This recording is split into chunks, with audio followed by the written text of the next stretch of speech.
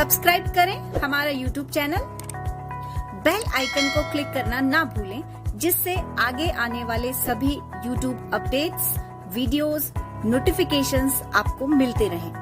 Good morning everyone, welcome to current affairs education.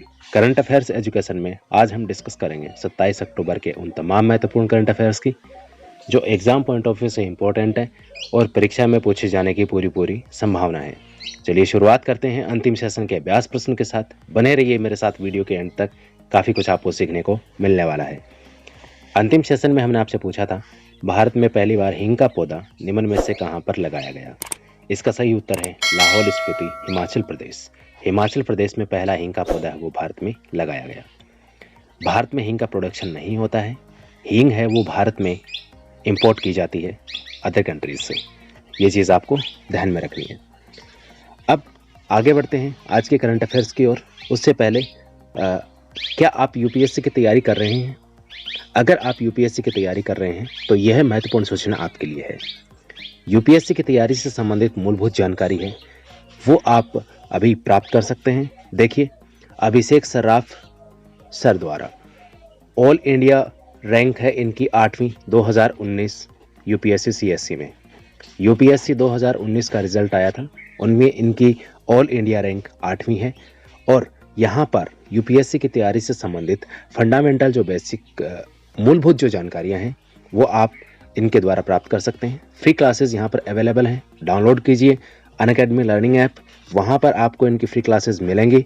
साथ ही देखिए, आपको बता दूँ कि आपको ये क्यों देखनी चाहिए। फ्री क्लासेस पहली चीज़ यहाँ पर फ्री क्लासेस हैं। दूसरा महत्वपूर्ण पॉइंट, यूपीएससी की इनकी जर्नी कैसी रही।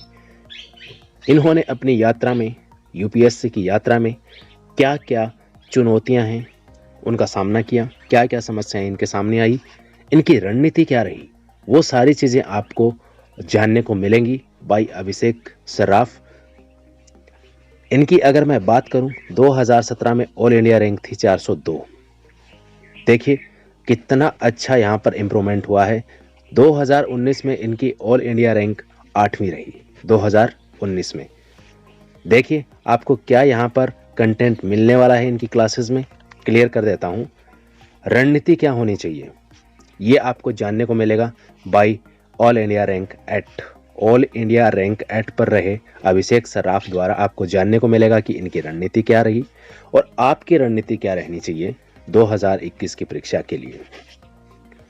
वैकल्पिक विषय के चयन की रणनीति क्या होनी चाहिए, यानी आपको ऑप्शनल सब्जेक्ट कैसे चूज करना है। जीएस में 460 प्लस स्कोर कैसे करें। जीएस के पेपर होते हैं आपके, उनमें 460 प्लस स्कोर कैसे करें यह आपको अभिषेक सर्राफ के द्वारा जानने को मिलेगा। इंटरव्यू की रणनीति क्या होनी चाहिए, इंटरव्यू में आप कैसा परफॉर्म कर सकते हैं, किस प्रकार से बेहतरीन परफॉर्म कर सकते हैं वो आपको जानने को मिलेगा। इसके साथ ही एक अच्छा ऐसे कैसे लिखें यह भी आपको जानने को मिलेगा। ये सभी के सभी वीडियोस अवेलेबल हैं अनअकैडमी लर्निंग ऐप पर। अभी डाउनलोड कीजिए, लिंक है वो डिस्क्रिप्शन में मिल जाएगा, साथ ही कमेंट बॉक्स में भी मैंने पिन कर दिया है, वहाँ से आप डाउनलोड कर सकते हैं और इनके लेक्चर्स आराम से देख सकते हैं बिना किसी कॉस्ट के, फ्री ऑफ कॉस्ट। अब शुरुआत करते हैं हम करंट अफेयर्स की। सबसे पहले देखिए बात करेंगे यहाँ पर हम सतर्कता जागरूकता सप्ताह, विजिलेंस वीक। ठीक है, सतर्कता जागरूकता सप्ताह है, ये 27 अक्टूबर से 2 नवंबर 2020 के मध्य मनाया जाएगा। देखिए बहुत बार ये परीक्षा में पूछा जाता है और इसको याद करने की एक ट्रिक भी मैं आपको बताता हूँ। आप याद रखिएगा, सरदार वल्लभ भाई पटेल की जयंती ये 31 अक्टूबर को प्रतिवर्ष मनाई जाती है। जिस सप्ताह में 31 अक्टूबर आता है वही केंद्रीय सतर्कता जागरूकता सप्ताह होता है। सतर्कता जागरूकता सप्ताह वही होता है जिसमें सरदार वल्लभ भाई पटेल की जयंती आती है, याद रखेंगे। नेक्स्ट, इसकी जो थीम है इस वर्ष की वो है सतर्क भारत समृद्ध भारत, और इसको मनाने का उद्देश्य है भ्रष्टाचार को खत्म करना और जो आम जनता है उसको सतर्क बनाना। प्रत्येक वर्ष उस सप्ताह में मनाया जाता है जिस सप्ताह में सरदार वल्लभ भाई पटेल का जन्मदिन हो। अब अगर हम बात करें केंद्रीय सतर्कता आयोग की, इसकी स्थापना 1964 में हुई थी। संतानम जो समिति थी उसकी सिफारिश पर। याद रखिएगा, CVC इसको शॉर्ट में बोलते हैं, सेंट्रल विजिलेंस कमीशन, केंद्रीय सतर्कता आयोग। इसकी स्थापना 1964 संथानम समिति की सिफारिश पर। वर्तमान में सतर्कता आयुक्त हैं संजय कोठारी। नेक्स्ट है गिरनार रोपवे। इसके ऊपर क्विक टू द पॉइंट कार्यक्रम भी बना है, आप देख सकते हैं। गुजरात के चौथे रोपवे का उद्घाटन प्रधानमंत्री द्वारा किया गया है। बनासकांठा, पावागढ़, सतपुड़ा में पहले से रोपवे सुविधा अवेलेबल है। 2.3 किलोमीटर की दूरी मात्र 7.5 मिनट में तय होगी इस रोपवे के द्वारा। इसके साथ ही यहाँ पर किसान सूर्योदय योजना व UN Mehta institute of cardiology and research centre का भी उद्घाटन प्रधानमंत्री के द्वारा किया गया। तो ये चीज़ आपको ध्यान में रखनी है। गिरनार रोपवे काफ़ी बार परीक्षाओं में पूछा जाता है, डायरेक्टली ये भी पूछ लेता है कि गिरनार पर्वत कहाँ पे है या गिर पर्वत कहाँ पे है। गिर पर्वत भी पूछा जाता है, इसको शॉर्ट में बोला जाता है गिर पर्वत। तो गिर पर्वत हो, गिरनार पर्वत हो या फिर गिर शेर हैं, वो भी यहाँ पर गिर के जंगलों में पाए जाते हैं। एशियाटिक लॉयंस है यहाँ पे गुजरात में गिर के जंगलों में। नेक्स्ट हम बात करेंगे ट्राइब्स इंडिया क्यों चर्चा में है। देखिए, 100 नए फॉरेस्ट ऑर्गेनिक उत्पादों को प्रकृति के उपहार कैटेगरी में शामिल किया है। ट्राइब्स इंडिया की एक कैटेगरी है प्रकृति के उपहार। इस कैटेगरी में 100 नए फॉरेस्ट फ्रेश ऑर्गेनिक उत्पादों को शामिल किया गया है। देखिए, ये जानना आपके लिए यहाँ पर ज़रूरी है। काफ़ी बेसिक चीज़ें भी आपकी यहाँ पर क्लियर होती हैं। कौन कौन से राज्यों में कौन कौन सी जनजातियाँ रहती हैं वो भी आपको पता चलेगा, प्रोडक्ट्स के बारे में भी पता चलेगा। सो वीडियो के एंड तक बने रहिए, बहुत ही इम्पोर्टेंट सेशन है ये। हिमाचल प्रदेश, देखिए हम बात करेंगे कुछ महत्वपूर्ण प्रोडक्ट्स जिनको शामिल किया गया है। हिमाचल प्रदेश, यहाँ किन्नौर के सेब, किन्नौरी सेब, यहाँ पर एक जनजाति रहती है किन्नौरी, किन्नौर में, ठीक है, किन्नौर जिला है। जो किन्नौर के सेब हैं, इनकी खास बात यह है कि ये हरे और लाल रंग के होते हैं, हरे और सुर्ख लाल रंग के होते हैं। उत्तराखंड, यहाँ मूंज से बनी हुई टोकरियाँ और बक्से हैं, इनको शामिल किया गया है। तमिलनाडु में एक जनजाति रहती है जिसका नाम है नीलगिरी जनजाति, और नीलगिरी यहाँ पर पर्वत भी है। तो नीलगिरी जनजाति के द्वारा इकट्ठे किए गए इमली, लौंग, नीलगिरी तेल, कॉफ़ी पाउडर, इनको भी शामिल किया गया है प्रकृति के उपहार कैटेगरी में। राजस्थान में एक जनजाति है जिसका नाम है मीणा जनजाति, इनके द्वारा बनाया गया ब्रांडेड मास्क जिसके ऊपर ट्राइब्स इंडिया का लोगो भी है। क्या आप मुझे कमेंट करके बता सकते हैं कि राजस्थान में और कौन कौन सी जनजातियां रहती हैं। मध्य प्रदेश पर आते हैं तो यहाँ पर एक जनजाति है गोंड और एक है भील। इनके द्वारा निर्मित प्रतिरक्षा चूर्ण यानी इम्यूनिटी बूस्टर जो पाउडर है, काढ़ा है, उसको शामिल किया गया है। एक जनजाति और है यहाँ पर मध्य प्रदेश में जिसका नाम है भिलाला जनजाति की महुआ बांस की मोमबत्ती, गिलोय पाउडर, जामुन पाउडर, इनको भी शामिल किया गया है। महाराष्ट्र और गुजरात से खिचड़ी, पूर्वोत्तर से अचार, रस और लाल चावल, इनको शामिल किया गया है। आप मुझे कमेंट में ये भी बताइए कि महाराष्ट्र और गुजरात में कौन कौन सी जनजातियां रहती हैं। नेक्स्ट आगे बढ़ते हैं। एक नाम आता है स्पोर्ट्स के सेक्टर में, लुइस हैमिल्टन। इनकी 92वीं जीत, 92वीं जीत इन्होंने हासिल करी है। ये फॉर्मूला 1 रेसर हैं लुइस हैमिल्टन। इन्होंने शुमाकर का रिकॉर्ड तोड़ा है। पिछली बार जब ये 91वीं बार जीते थे तब मैंने यहाँ पर इसी प्रोग्राम में डिस्कस किया था। आप देख सकते हैं पीछे के प्रोग्राम्स। वहाँ पर मैंने आपको बताया था कि अगर ये एक प्रतियोगिता और जीत लेते हैं तो ये शुमाकर का रिकॉर्ड तोड़ देंगे, और ऐसा ही हुआ। इनकी इस जीत के बाद ये सर्वाधिक जीत अपने नाम करने वाले खिलाड़ी हैं। यानी अब तक का रिकॉर्ड था 91, ठीक है।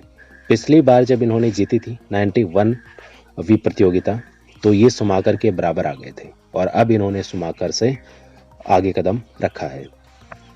अब कुछ वन लाइनर करंट अफेयर्स हैं जो आपको याद रखने हैं। स्पेन में कोविड-19 की वजह से रविवार से राष्ट्रीय आपातकाल लागू कर दिया गया है, और इटली में यहाँ पर लॉकडाउन फिर से शुरू कर दिया गया है। नेक्स्ट है अंडोरा, याद रखना, वेरी वेरी इंपॉर्टेंट, स्टार लगा लेना। अंडोरा बना IMF का 190वां सदस्य देश। नवीनतम देश है IMF का सदस्य, वो है अंडोरा।